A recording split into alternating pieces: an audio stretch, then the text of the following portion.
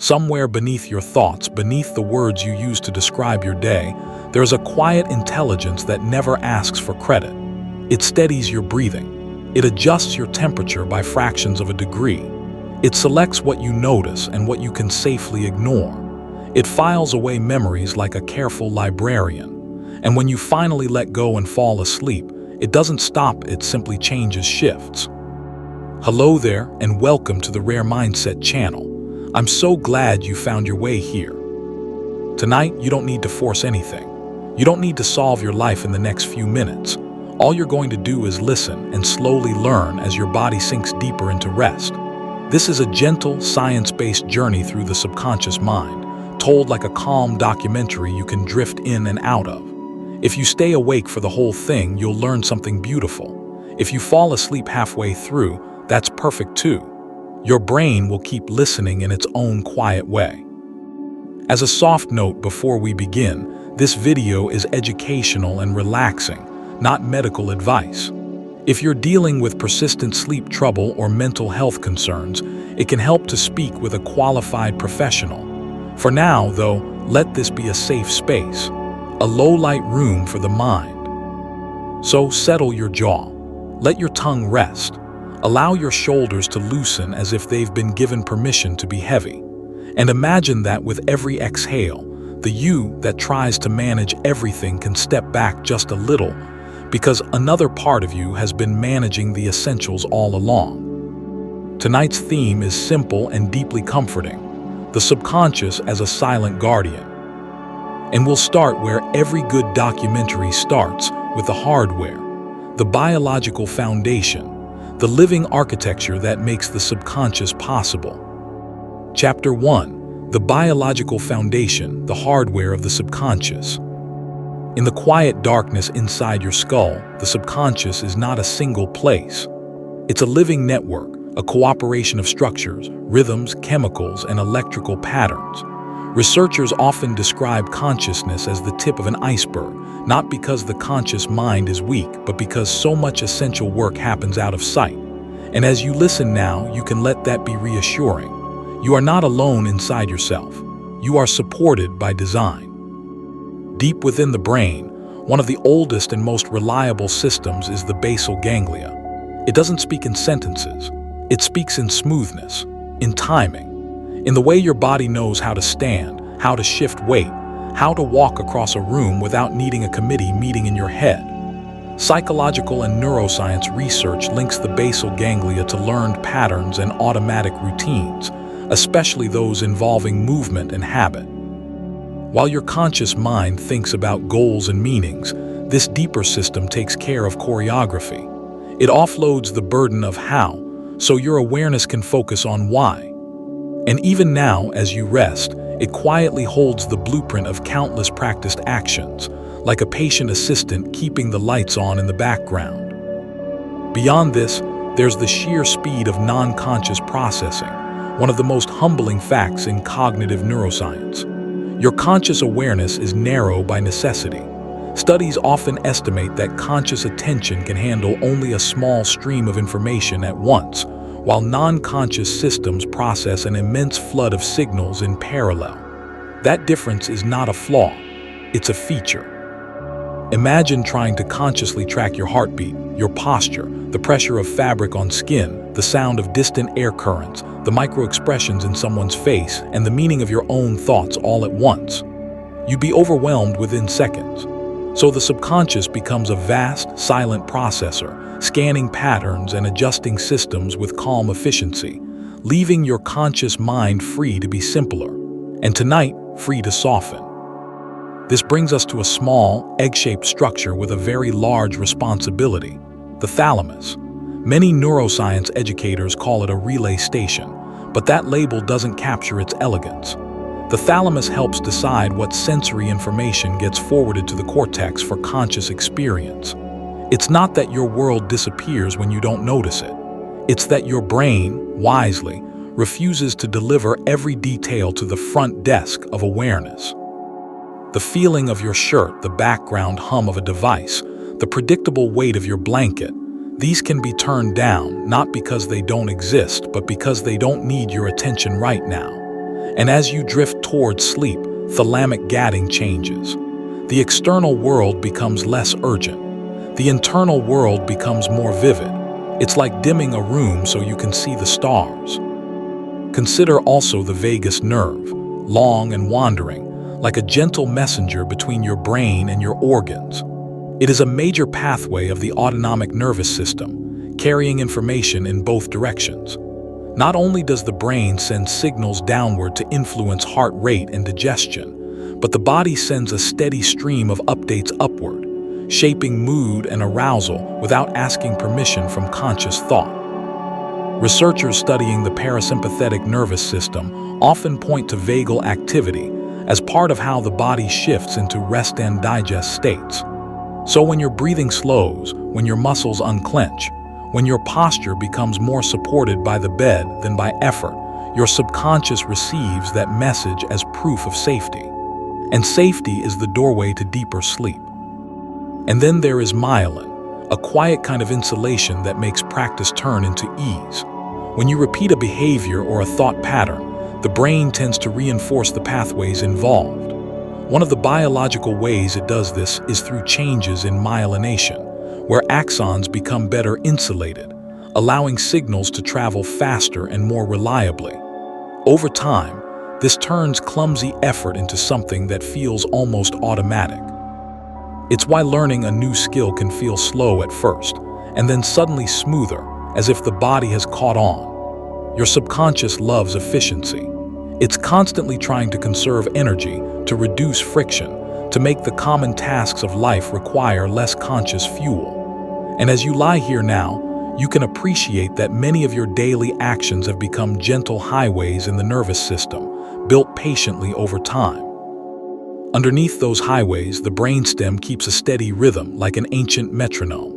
Long before humans had complex language or abstract philosophy, we had breath, heartbeat, swallowing, blinking, and the constant balancing of wakefulness and sleep. The brainstem, along with closely connected networks, helps regulate these vital functions without requiring your attention. You do not have to remember to breathe. You do not have to negotiate with your heart. This is not because you are passive, but because evolution built a reliable autopilot for survival. When people speak about letting go, this is one of the reasons it's possible. Your conscious mind can release control because a deeper system was designed to hold it. Nearby, the cerebellum contributes a different kind of subconscious genius, prediction. Often known for coordination, the cerebellum is also involved in fine-tuning timing and learning from errors. It helps your movements become fluid, but it also participates in the brain's broader habit of forecasting what comes next. A lot of perception is not just receiving information, but anticipating it. The brain is constantly comparing incoming signals with internal models, adjusting gently when reality differs from expectation. That's why so much of life can feel seamless. You reach for a cup and your fingers arrive with surprising accuracy. You walk through a doorway without calculating angles. Subconscious systems like the cerebellum help make the world feel navigable, even when you're not consciously doing the math. As we move deeper into the body's internal sense of self, we find the insula, a region often associated with interoception, the perception of internal signals. Thirst, warmth, hunger, the subtle flutter of anxiety, the settling of calm. Much of this begins as bodily information interpreted by the brain. You may think of emotions as purely mental, but research often suggests emotions are intimately tied to body states and their interpretation. The subconscious constantly reads your internal environment like weather. It notices shifts in energy, tension, breathing patterns, and heartbeat variability, and it uses that information to bias your attention and choices. Tonight, if you sense a quiet heaviness spreading through your limbs, that may simply be your interoceptive system updating you. Resources are being conserved. The day is ending. Rest is appropriate now. All of these structures would be meaningless without communication, and communication in the brain is chemical as well as electrical. Neurotransmitters are like the tone of a conversation. GABA often plays a calming role, reducing excessive firing and helping networks settle. Glutamate is commonly involved in excitation and learning. Acetylcholine helps regulate attention and is deeply involved in sleep states, including the vivid inner cinema of dreaming. These are not happy chemicals in any simplistic sense. They are part of a careful orchestra, changing levels depending on time of day, stress, novelty, and sleep pressure. When you feel yourself becoming less interested in thinking sharply, when your mind becomes dreamier and less linear, that may reflect these gentle chemical shifts guiding you toward the night's mode of processing. And supporting all of it are glial cells, once underestimated, now recognized as essential partners in brain function. Neurons get the spotlight, but glia help with nourishment, insulation, cleanup, and the regulation of synaptic environments. Astrocytes, for example, participate in maintaining the conditions neurons need to communicate effectively. Oligodendrocytes help create myelin. Microglia contribute to immune-like functions in the brain, responding to changes and helping maintain stability. The subconscious is not just a mind floating above biology. It is biology, cared for by millions of quiet support cells doing their work without drama. There is something profoundly soothing in that. Even at the cellular level, you are being maintained. Finally, consider the simple truth that the brain is not one unified voice. It is a chorus. The left and right hemispheres, connected by the corpus callosum, share information constantly. Different networks specialize in different tasks, and much of that coordination happens beneath awareness. In many moments of your day, the subconscious is integrating sensory input, memory fragments, body signals, and emotional tones into a single coherent feeling of me, here now. You rarely notice the labor of that integration, but you can feel the result, a continuous self, smooth enough to inhabit. And at night, as sleep approaches, that sense of self can loosen at the edges in a safe way, becoming quieter, less demanding, more spacious. So this is the foundation. Ancient structures, efficient filters, fast pathways, chemical lullabies, support cells, and constant coordination. Nothing about your relaxation tonight is imaginary. It is physical. It is engineered. It is your nervous system doing what it evolved to do when it finally receives a clear signal that the environment is safe. In the next chapter, we'll follow this biology into its purpose, the subconscious as a guardian. The systems that scan for danger, maintain balance, and protect you long before conscious thought catches up. Chapter 2. The Silent Guardian, Evolutionary Survival and Instinct. There is a reason the subconscious is often described as protective. Long before you had language to narrate your life, you had an ancient need to stay alive. And the brain evolved accordingly, not as a philosophical instrument, but as a survival instrument that later learned to write poems. One of the clearest examples lives in a small, almond-shaped structure, the amygdala. Researchers like Joseph Ledoux have described two pathways for fear and threat processing. One pathway is fast and direct, sometimes called the low road, moving from the thalamus to the amygdala before the thinking cortex has time to interpret the details. It's the brain's way of saying, react first, evaluate later. Most of the time in modern life, we don't need dramatic reactions to remain safe. But it can be soothing to recognize the intention behind this design. That jumpy startle reflex, that sudden alertness, these are not moral failures or weaknesses. They are the echoes of a guardian system built to respond quickly, on your behalf, without waiting for permission. And when the moment passes, another set of quiet mechanisms helps bring you back. The autonomic nervous system is like a two-sided scale. On one side, the sympathetic branch increases readiness, faster heart rate, heightened focus, a mobilized body. On the other, the parasympathetic branch restores, slower breathing, digestion, tissue repair, a softening of muscle tone. The subconscious adjusts this balance constantly, guided by cues you may not consciously notice. A sudden sound, a tense conversation, a warm light, a familiar room. Tonight, as you listen, you are offering your nervous system a new cue, steady, predictable, non-demanding. With enough repetition, cues like this become powerful signals of safety. And safety is not a thought. Safety is a body state. When the body believes it is safe, the mind finds it easier to release its grip. Deeper still, there is a tiny region with a vast job description, the hypothalamus. It governs homeostasis, the maintenance of internal balance. It monitors temperature, hydration, blood chemistry, and circadian rhythms with the patience of an internal caretaker. You don't have to calculate your sodium levels to feel thirsty. You don't have to negotiate with your cells to feel sleepy at night.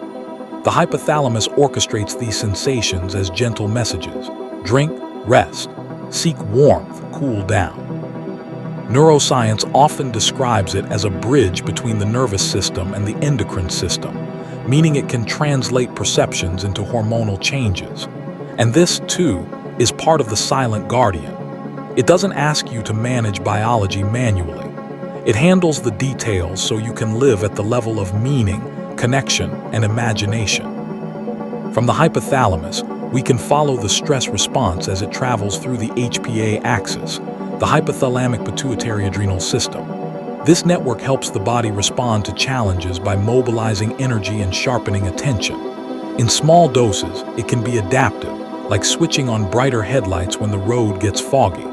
But the subconscious doesn't only activate this system, it also learns when to deactivate it, when the situation has passed. Sleep plays a major role in that reset. So if your mind has felt on for too long, it may not be because you're doing something wrong. It may simply be that your guardian systems have been receiving confusing signals. Too much light, too much stimulation, too much unresolved novelty. Tonight is an invitation to offer clearer information, darkness, steadiness, and permission to stand down. There is also a fascinating subconscious phenomenon called neurosption, a term often associated with Stephen Porges' work on the polyvagal theory. Neurosption describes the nervous system's ability to detect safety or danger without conscious awareness.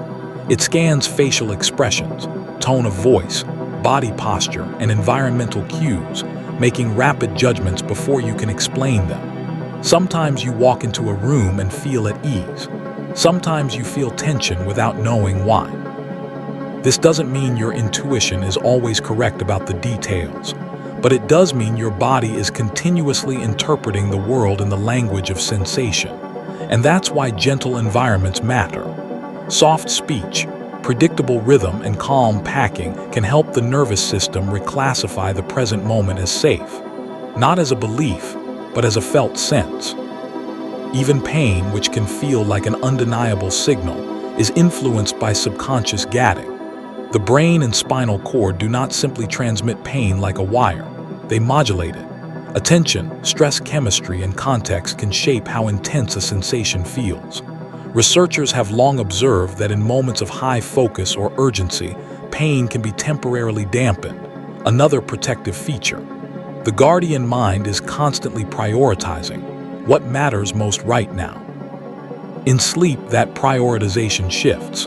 The brain becomes less concerned with external demands and more concerned with restoration. For many people, this is why a quiet, safe bedtime ritual can be so powerful, not as a cure, but as a consistent signal that tells the guardian, you can rest your watch, the night shift is ready. And perhaps most comforting of all is the simple reality that your subconscious is not trying to punish you. Even when it misfires, when anxiety rises at inconvenient times, when the heart races without a clear reason, the underlying purpose is protection. The system is biased towards survival. It would rather send a false alarm than miss a real one. When you understand this, a subtle compassion becomes possible. Instead of fighting the alarm, you can acknowledge it gently. Thank you for trying to keep me safe. And in that acknowledgement, the body often softens. Because the guardian system doesn't only respond to danger, it also responds to understanding. As we drift onward, we'll leave survival for a moment and enter something quieter, but equally powerful, memory. The mind's infinite library, built and maintained largely outside awareness, where your experiences are sorted, stored, and sometimes rewritten with the ink of sleep. Chapter 3. The Infinite Library, Memory Storage and Retrieval. When people imagine memory, They often picture a vault filled with perfectly preserved scenes like videos on a shelf. But the brain is more elegant than that. Memory is not only storage. Memory is reconstruction, an act of rebuilding the past each time you reach for it. And much of that rebuilding happens in the subconscious, quietly stitching together sensations, meanings, and emotional tones into something that feels like a single, coherent recollection. Consider implicit memory, sometimes called non-declarative memory, the kind of knowing that does not require words. This includes procedural learning, skills like tying laces, riding a bike, swimming, typing, or playing a familiar sequence on an instrument. You may not be able to explain every micro-movement, yet your body performs it with quiet confidence. Researchers often connect this kind of memory to networks involving the cerebellum, basal ganglia, and motor cortex. It's comforting in a way to realize that your identity is partly composed of these wordless competencies. There is a version of you that remembers how to move through the world, even when your conscious mind is tired. And as you fall asleep, those skill memories remain, steady and intact, like a library that never loses its alphabet. Then there is the hippocampus, often described as a librarian or archivist. During the day, it helps encode new experiences, especially episodic details, the where and when of your life. But at night, something changes. During sleep, the brain replays patterns of activity associated with recent learning, a process researchers link to memory consolidation. It's as if the hippocampus reviews the day's notes and decides what should be stored more permanently across the cortex. Sleep in this sense is not an absence of activity. It's a different kind of activity, quiet, internal, organizational. So when you lie here tonight, you are not wasting time. You are giving your brain the conditions it needs to file away what matters and let go of what doesn't. Beyond the hippocampus, emotions act like bookmarks.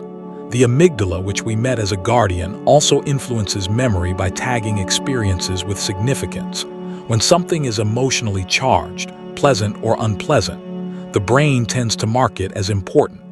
This is adaptive. Emotionally meaningful events often contain lessons worth remembering, but it also means some memories return easily, sometimes too easily. The subconscious doesn't always understand your modern context. It understands salience. What stands out? What might matter for the future? Sleep can help here, not by erasing memory, but by integrating it, placing it into a broader narrative where it no longer has to shout to be heard. And memory is not only about the past. It shapes perception in the present. Your brain is constantly predicting what comes next based on what has come before. In neuroscience, you'll sometimes hear perception described as a controlled hallucination, meaning the brain combines sensory input with expectations and prior knowledge to generate your experience of reality. The subconscious contributes heavily to these expectations. If you've learned that certain situations are safe, the world feels softer. If you've learned to expect unpredictability, the body may brace even when nothing is happening. This is not your fault. It's your library doing its job, searching for familiar patterns. And the beautiful part is that new experiences can update the catalog. Over time, safety can be learned too.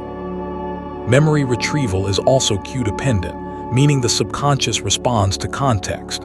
A scent can pull an entire year out of storage. A piece of music can return you to a room you haven't thought about in a decade. A certain quality of evening light can stir a mood without any clear storyline attached. This is because memories are not stored as single files. They are distributed across networks, sounds, sights, body sensations, emotional tones. When a cue arrives, it activates part of the network, and the rest follows like a soft wave. Tonight, the cue is calm narration and slow packing. Over time, your brain can learn that this cue predicts rest. That's classical conditioning at its gentlest, your subconscious associating a soundscape with sleepiness until relaxation arrives more automatically. It's also worth knowing that memory is not fixed once stored. Each time you recall something, it can enter a brief window of reconsolidation, where it becomes somewhat flexible again before being stored anew. This is one reason why stories about the past can change over time, not necessarily because you are lying to yourself, but because the brain is updating meaning. Researchers have studied how new context, new emotions, and new understanding can subtly alter the feel of a memory. And sleep appears to support this updating process, helping the brain weave experiences into a more coherent map. Not perfect, not always comfortable, but often gentler over time as sharp edges are filed into something smoother. And finally, there is forgetting, often seen as failure, but in biology, forgetting is mercy. The brain has limited resources. If it stored every detail with equal intensity, your mind would become crowded, noisy, and less functional. Forgetting allows you to abstract, to keep the essence and release the clutter. This is why sleep deprivation can make thinking feel foggy. The brain hasn't had time to sort, compress, and prune information. Rest is not just storage, it is editing. And tonight, as you approach sleep, your subconscious editor is preparing its desk, ready to highlight what matters and gently fade what doesn't. Now, with the library doors quietly closing for the evening, we move into the night shift itself. Sleep, dreams, and the hidden maintenance work that begins when you stop trying. Chapter 4. The Night Shift, Sleep, Dreaming, and Glial Cleansing. Sleep is one of the most extraordinary behaviors in nature, precisely because it makes you vulnerable. And yet nearly every complex organism sleeps in some form. That tells us something profound. The benefits are so essential that evolution kept sleep, even when it came with risk. Which means that when you sleep, you are participating in an ancient, intelligent ritual of repair. One of the most fascinating discoveries in recent neuroscience is the glymphatic system, a waste clearance pathway in the brain. Researchers have observed that during deep sleep, spaces between brain cells expand, allowing cerebrospinal fluid to move more freely and wash away metabolic byproducts. Some of these byproducts include proteins that, in excess, have been associated with cognitive decline. Think of it not as something dramatic, but as something gentle, a nighttime tide moving through the brain, rinsing and restoring. You don't have to force this. You don't have to visualize it perfectly. It happens because your brain knows how to do it. Sleep is the condition that allows the cleaning crew to enter. As the night progresses, your brain cycles through stages, including slow-wave sleep and REM sleep. Slow-wave sleep is often associated with restoration and physical repair, deep, heavy, body-centered sleep, where the cortex shows slow, synchronized rhythms. It can feel like sinking into the mattress, like becoming less separate from gravity. During this time, the brain's activity doesn't stop. It changes its pattern, becoming more coordinated in a way that supports consolidation and recovery. If you've ever woken from deep sleep feeling temporarily disoriented, that's because your brain was very far from the lighter, more alert rhythms of waking. It wasn't absent. It was busy, just quietly. Then there is REM sleep, the stage famous for vivid dreaming. Researchers have noted that during REM, certain neurochemicals shift, particularly a reduction in noradrenaline, creating conditions where emotionally charged memories can be revisited with less physiological stress. Some scientists describe this as a kind of overnight emotional processing, the brain replaying themes, dissolving intensity, integrating experiences into a wider narrative. This may help explain why problems can feel less sharp after sleeping on it. Not because the world changed, but because the subconscious changed how the world is held inside you. REM is not a courtroom where you are judged. It is more like a studio where feelings are remixed into something survivable. Between these stages, there are smaller, quieter features, like sleep spindles, brief bursts of brain activity that appear during lighter non-REM sleep. Researchers have linked spindles to learning and memory consolidation. As if the brain is rehearsing and strengthening certain circuits, you don't feel these spindles happening. You don't need to.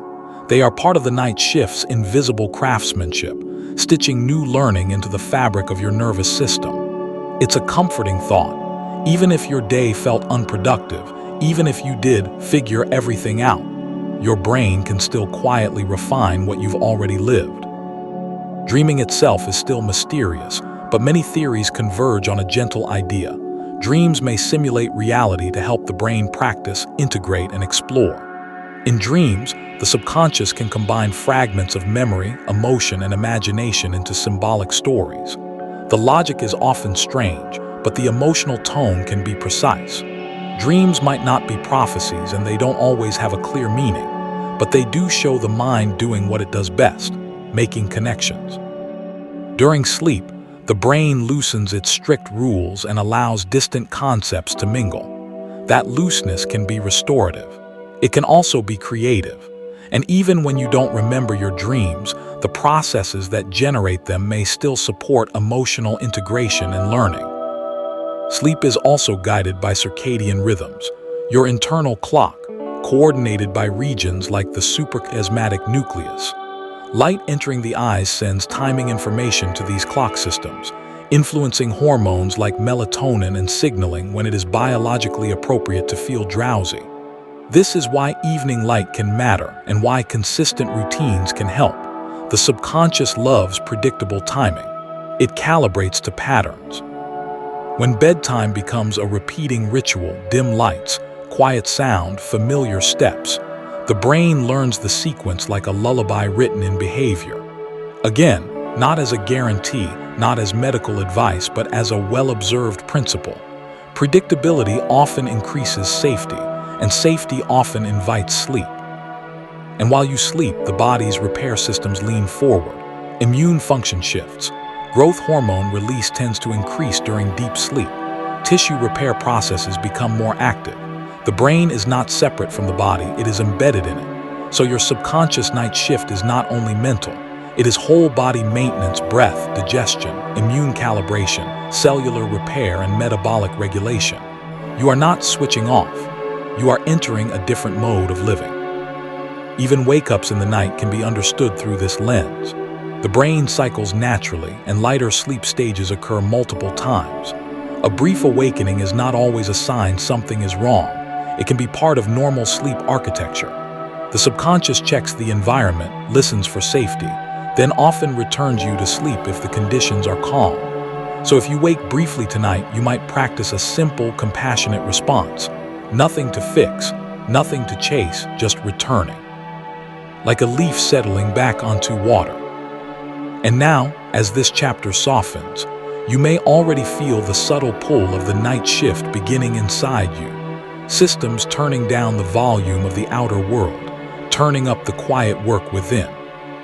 In the next chapter, we'll explore how the subconscious builds your experience of reality itself, how perception is filtered, shaped, and gently curated so that you can live in a world that feels coherent rather than overwhelming. Chapter 5, Perception and the Filter, How the Subconscious Creates Reality. Most people assume they experience the world directly as it truly is, but neuroscience suggests something calmer and more interesting. You experience a carefully edited version of reality, assembled for usefulness, not for completeness. Your subconscious is the editor. It trims away the repetitive. It quiets the irrelevant. It highlights what might matter for your goals, your safety, and your sense of meaning. And because it does this so smoothly, you rarely notice the editing at all. You simply feel as though you are seeing what's there. One of the most elegant editors is the reticular activating system, or RAS, a network in the brainstem that helps regulate arousal and attention. Researchers often describe it as a gatekeeper that decides what gets promoted into awareness. This is why when you learn a new word, you suddenly hear it everywhere. Or when you consider buying a certain car, that model seems to multiply on the roads. The world didn't change. Your filter changed. The subconscious updated the priority list. And there is something soothing about that. You don't have to consciously search through every detail of life. Your brain quietly brings forward what it believes is relevant, like a gentle assistant placing the right book on your desk. This filtering also explains why you can sit in a room full of tiny sensations and not be overwhelmed. The pressure of fabric on your skin, the steady weight of a blanket, the soft chorus of distant sounds. After a while, these fade, not because they vanish, but because the subconscious labels them as safe, stable, and unimportant. Neuroscientists call this sensory adaptation. It's the brain saving energy by refusing to report the same message again and again. And tonight, as your body settles, you may notice this adaptation happening in real time.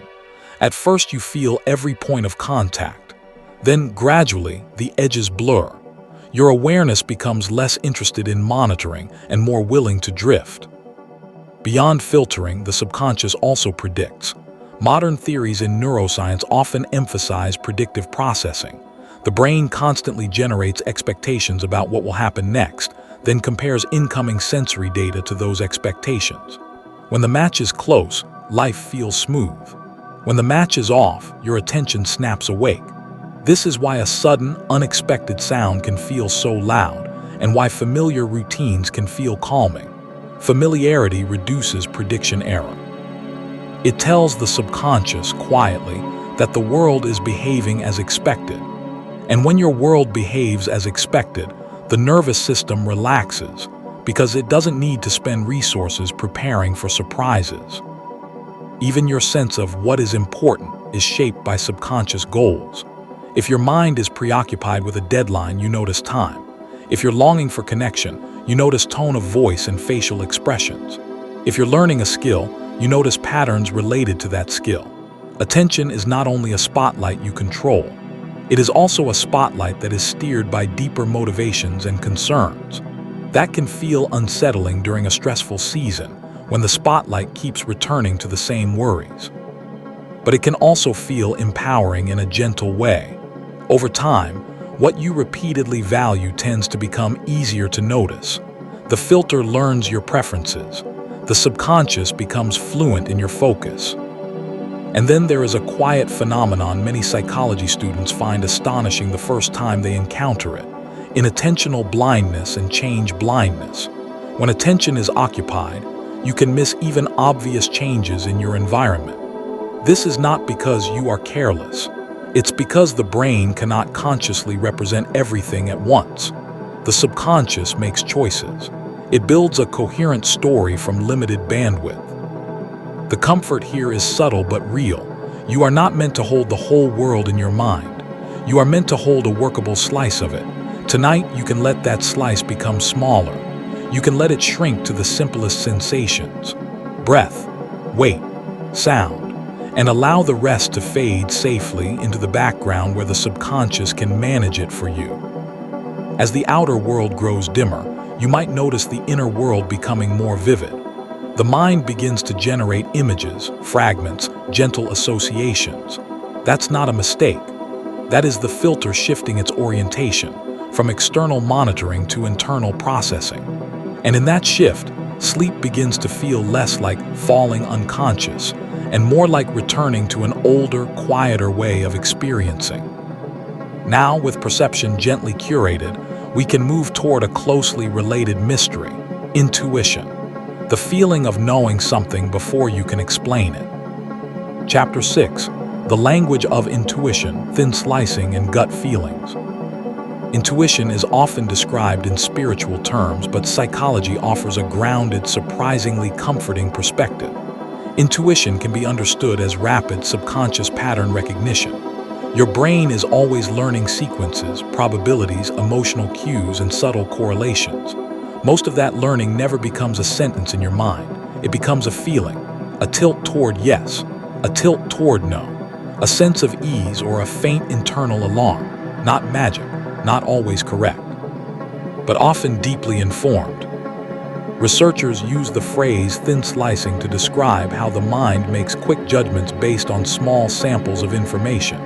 A brief facial expression, a tiny change in posture, a slight mismatch between words and tone. In certain studies, people can form surprisingly accurate impressions from very short observations, especially in domains where they have experience. Firefighters, for example, have described leaving a scene for no reason, only to discover moments later that the situation was about to become dangerous. Their subconscious had recognized a pattern their conscious mind hadn't yet named. The intuition arrived as a bodily urge, not as a logical argument. This is where the body becomes part of the story. Neuroscientist Antonio Damasio proposed the idea of somatic markers, suggesting that bodily feelings can act like bookmarks for past outcomes. If a certain pattern previously led to trouble, the body may generate a subtle discomfort the next time the pattern appears, guiding you away before you can articulate why. If a pattern led to reward or safety, the body may generate ease, drawing you closer. These signals are not perfect. They can be shaped by stress, by old learning, by context, but they reveal a gentle truth. Your subconscious is not just thinking, it is sensing. It communicates through temperature, tension, breath, and the quiet language of the gut. And because intuition is pattern-based, it can become wiser with experience, not necessarily with time alone, but with exposure, feedback, and reflection. The subconscious learns best when it can compare prediction to outcome. This is why expertise can look like effortless instinct. The expert has simply fed their pattern recognition system thousands of examples. Over time, the brain compresses complexity into simplicity. It no longer needs to calculate every detail consciously. It recognizes the shape of the situation, and that recognition can feel like calm certainty. At night, intuition becomes interesting in a different way. As you approach sleep, the mind loosens its strict verbal logic. Associations drift more freely. The subconscious begins to speak in images and impressions rather than plans. You may remember something you forgot. You may suddenly see a solution to a small problem. Or you may simply feel a soft emotional conclusion, like closure without a conversation. This doesn't mean you should chase insights at bedtime.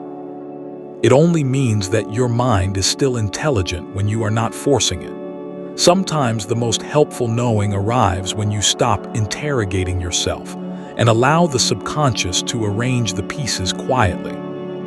And if your intuition ever feels noisy or anxious, you can hold that with compassion too.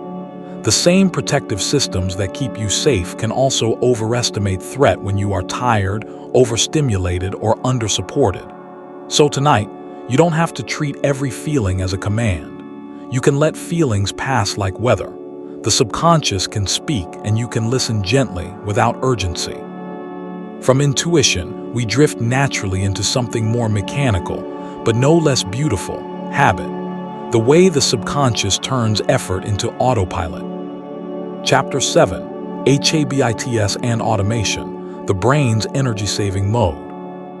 One of the subconscious mind's greatest talents is efficiency. The brain consumes a significant portion of the body's energy, and it is constantly looking for ways to reduce the cost of living. Habits are one of its most elegant solutions. When a behavior becomes habitual, it no longer requires the same level of conscious supervision. It becomes smoother, faster, and less mentally expensive. In a busy life, that can be a gift. It frees your attention for what is new, what is meaningful, and what requires careful choice. Inside this automation system, the basal ganglia returns again, not only as a movement coordinator but as a habit organizer. Researchers often describe habits as loops: a cue, a routine, and some form of reward or relief. The cue can be external, like a time of day, or internal, like a mood state. The routine is the behavior. The reward can be pleasure, comfort, or simply the removal of tension. Over repeated cycles, the subconscious starts anticipating the reward as soon as it notices the cue. And anticipation is powerful.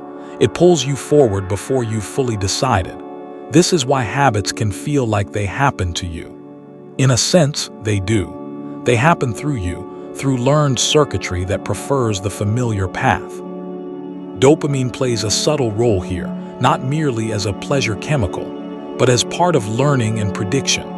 Many neuroscience discussions emphasize dopamine's involvement in prediction error, the gap between what the brain expects and what it gets.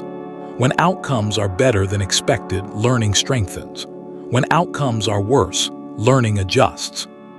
Over time, the subconscious becomes a statistician of your daily life, tracking which actions tend to reduce stress, increase comfort, or bring social connection. It doesn't always choose the healthiest option. It often chooses the most immediate option, not out of sabotage, but out of short-term efficiency. This is also why the popular idea that a habit takes 21 days is often too neat to be accurate. Research, including work from University College London, has suggested that habit formation can vary widely, with averages closer to a couple of months depending on the behavior and the person. The calming message here is patience. If change feels slow, that doesn't mean you're broken. It may simply mean your nervous system is doing what nervous systems do, repeating what is known until the new pattern is repeated enough to become familiar. The subconscious doesn't respond to harsh lectures as well as it responds to consistent repetition in a stable context. And at night, habits show their power in the smallest ways: the way you prepare for bed, the order of your routine, the familiar position you tend to settle into. These patterns can become signals to the brain that sleep is approaching. Over time, bedtime rituals can work like gentle conditioning. When the sequence begins, the body starts powering down automatically, not as a guaranteed fix, but as a widely observed principle.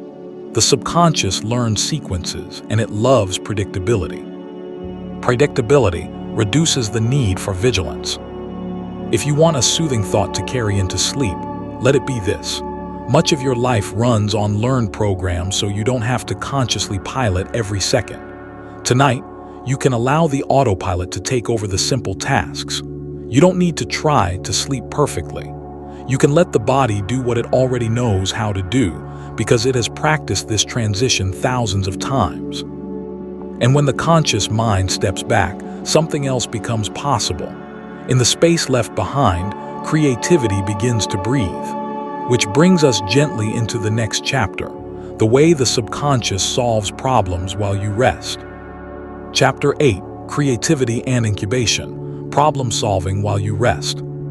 Creativity is often portrayed as intense effort, a person wrestling with an idea until it gives in. But psychology has long described another pathway: the incubation effect. This is the moment you stop pushing and the solution arrives later, unexpectedly. In the shower, on a walk, or in the soft darkness just before sleep.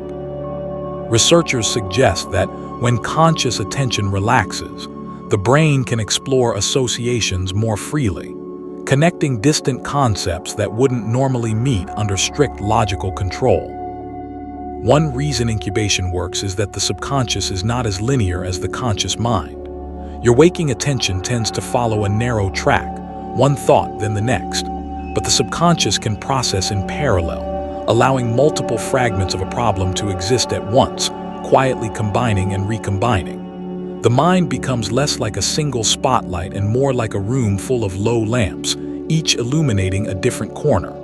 In this softer light, unusual connections appear. And those connections are often the seeds of creative insight. Many researchers link this to large-scale brain networks, including the default mode network, which becomes more active during mind-wandering, daydreaming, and restful reflection. The default mode network is not lazy. It is deeply involved in self-referential thinking, memory integration, and imagining possible futures.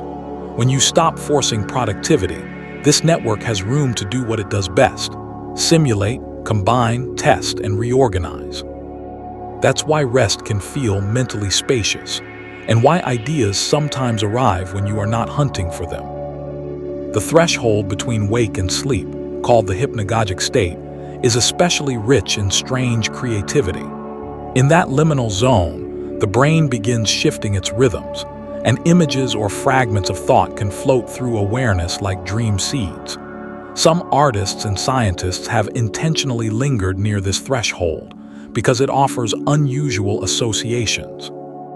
You don't have to do anything with these fragments tonight. You don't have to capture them. You can simply enjoy the feeling of your mind becoming more fluid, more symbolic, less rigid. REM sleep may also contribute to creative recombination. Because REM is associated with vivid imagery and emotional processing, it can help the brain connect experiences by mood and meaning rather than by strict chronology. The subconscious doesn't ask, "Did this happen in the same week?" It asks, "Does this feel similar?" And when experiences are grouped by emotional tone, new insights can emerge. A relationship pattern becomes clearer. A motivation becomes easier to understand.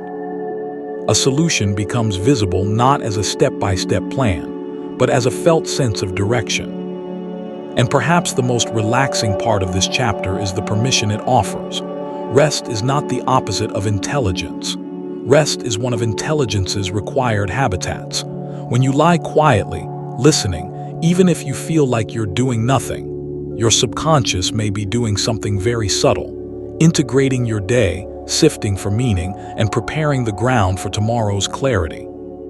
In the next chapter, we'll turn outward again, into the social world, and explore how the subconscious reads faces, mirrors emotions, and creates empathy before you've said a single word. Chapter 9. The social subconscious, mirror neurons, and empathy. Even when you are alone in a quiet room, the social brain is still with you. Not because you are performing for anyone, but because humans evolved in groups. For most of our history, safety depended on belonging. And so the subconscious mind became skilled at reading people the way the eyes read light. It notices micro changes in voice, packing, facial tension, and posture. It builds a fast impression of whether the world around you feels welcoming, uncertain, or demanding. Much of this happens before you consciously decide what you think. And tonight, as you listen to a calm voice and a steady rhythm, your social nervous system may quietly interpret it as a signal of safety, a sign that you can soften. One of the most discussed pieces of this social machinery is the idea of mirror neurons. In simple terms, when you observe someone performing an action, parts of your brain may activate in a similar way to when you perform it yourself. When you see a yawn, you may feel the urge to yawn. When you see a relaxed face, your own facial muscles may subtly follow. Researchers connect this mirroring to learning and empathy because it allows the nervous system to simulate another person's state from the inside. You don't have to logically calculate what someone feels. Your body quietly rehearses it. And when you are with people you trust, this can become a kind of silent synchronization where calm spreads without needing instructions. Empathy in this sense is not only a moral choice, it is also a biological reflex. The subconscious picks up emotional tone and translates it into a felt experience. That translation can be gentle, like warmth in the chest when someone is kind, or heaviness in the shoulders when someone is tense. This doesn't mean you must absorb everyone's emotions. It only means your brain is designed to sense them. And once you recognize that, you can relate to your sensitivity with more compassion. It's not too much. It's data, social data. Your nervous system receiving information the way a weather station receives pressure and temperature, then quietly adjusting. There is also something psychologists call emotional contagion. Moods can spread through groups, not through magic, but through posture, voice, and attention. A calm person can lower the room's intensity. A stressed person can raise it. The subconscious is constantly sampling these cues, deciding how vigilant it needs to be. This is one reason certain spaces feel restful and others feel exhausting, even if nothing obvious happens there. Your subconscious is working the whole time, tracking signals, keeping you socially calibrated. And at bedtime, it can be soothing to choose inputs that encourage calm contagion instead of tension contagion. Soft sound, slow speech, predictable packing, not as a cure but as a cue. Attachment is another deep layer of the social subconscious. Early relationships teach the nervous system what to expect from closeness, whether support is reliable, whether comfort arrives, whether emotions are safe to express. These expectations often live below language, shaping adult reactions in subtle ways. A delayed message can feel like danger. A gentle compliment can feel suspicious, or a simple presence can feel profoundly settling. It's not that the subconscious is irrational. It's that it learns from patterns, then protects you based on what it learned. The comforting part is that new experiences can revise old templates. Over time, safety with kind people, consistent routines, and stable environments can teach the subconscious that rest is allowed. Your brain also carries an internal model of other minds. Psychologists call this theory of mind the ability to infer what others may be thinking or feeling. Much of it is subconscious. You predict reactions. You read pauses. You sense what is unsaid. This skill helps relationships, but it can also keep the mind busy at night, replaying conversations and imagining outcomes. If that happens, it doesn't mean you are broken. It means your social brain is doing what it evolved to do, preparing you for connection. Tonight, you can gently tell it without words that preparation can pause. You are safe in this moment. There is nothing to solve right now. Connection can wait until morning. And finally, there is a quiet truth that often surprises people. The brain processes social pain in ways that overlap with physical pain networks. Exclusion and rejection can feel sharp because belonging has always mattered for survival. The subconscious takes it seriously, not to punish you, but to keep you connected. If you've carried social stress lately, let this be a soft refrain. Your sensitivity to belonging is not weakness. It is ancient intelligence. And as you drift towards sleep, you can let that intelligence rest, knowing that you do not have to earn your right to relax. You are allowed to be human, even when no one is watching. Now, with the social mind soothed, we arrive at the final chapter: change. Not forced change, not dramatic reinvention, but the quiet biological capacity of the subconscious to rewire itself gently over time. Chapter 10: Neuroplasticity and Growth. The subconscious mind's ability to change. One of the most hopeful discoveries in modern neuroscience is that the brain is not fixed. It is plastic, not infinitely and not instantly, but meaningfully. Neuroplasticity describes the brain's ability to change its structure and function in response to experience. This includes strengthening certain connections, weakening others, building new pathways, and refining old ones. And much of this remodeling happens beneath conscious awareness, like a garden growing at night. You plant seeds with repetition and attention, and the subconscious does the slow work of turning those seeds into roots. Foundational idea here is often called Hebbian learning, after psychologist Donald Hebb. Neurons that fire together tend to wire together. When two brain regions activate in close timing, the connection between them can strengthen. This is one reason repetition matters so much. A repeated thought can become a familiar groove. A repeated behavior can become a default route. A repeated emotional response can become faster to trigger. This can sound intimidating until you remember the other side of it. If repetition can build anxious grooves, repetition can also build calming grooves. Gentle routines, kind self-talk, small acts of order, quiet moments of breathing. Over time, these can become easier not because you force it, but because the subconscious learns it. Plasticity is also selective. The brain doesn't keep everything. It prunes. Synaptic pruning is the process of trimming unused connections, allowing the nervous system to become more efficient. In a way, this is the brain's minimalist instinct. If a pathway is rarely used, it becomes less dominant. If it is consistently used, it becomes stronger and more accessible. This is why change is often less about heroic willpower and more about tiny consistency. The subconscious doesn't demand a perfect performance. It responds to patterns, to what happens most often. That can feel very forgiving. If you've had a difficult season, it doesn't erase your growth. The nervous system still learns from what you return to again and again, especially when you return gently. Sleep, once again, plays a quiet starring role. Many researchers emphasize that learning is not only encoded during practice, but also stabilized during rest, during sleep. The brain replays activity patterns, strengthens some synapses, and downscales others to keep the system balanced. This means that even when you are unconscious, your brain may be shaping itself based on what you experienced and rehearsed. It's as if the subconscious takes the day's raw material and asks, what should become part of the long-term architecture?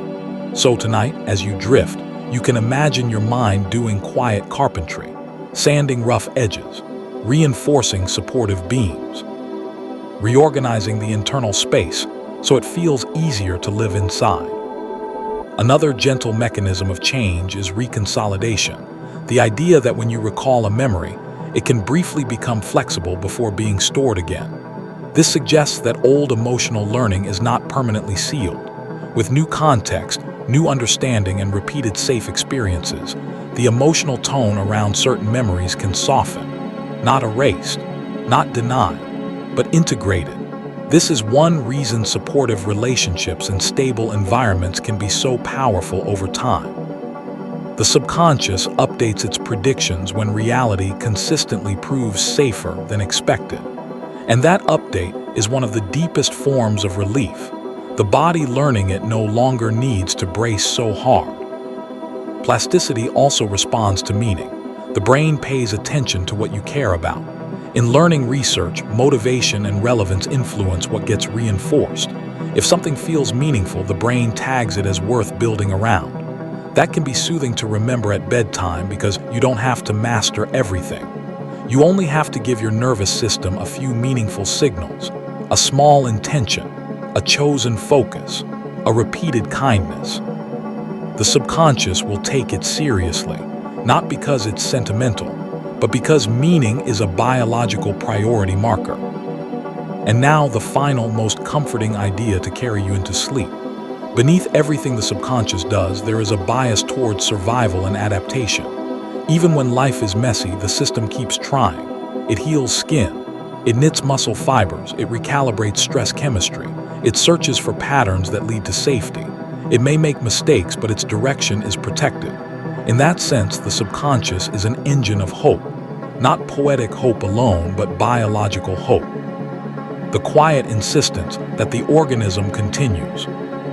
So as you fall asleep, you don't have to hold yourself together with effort. You can let the silent guardian take over.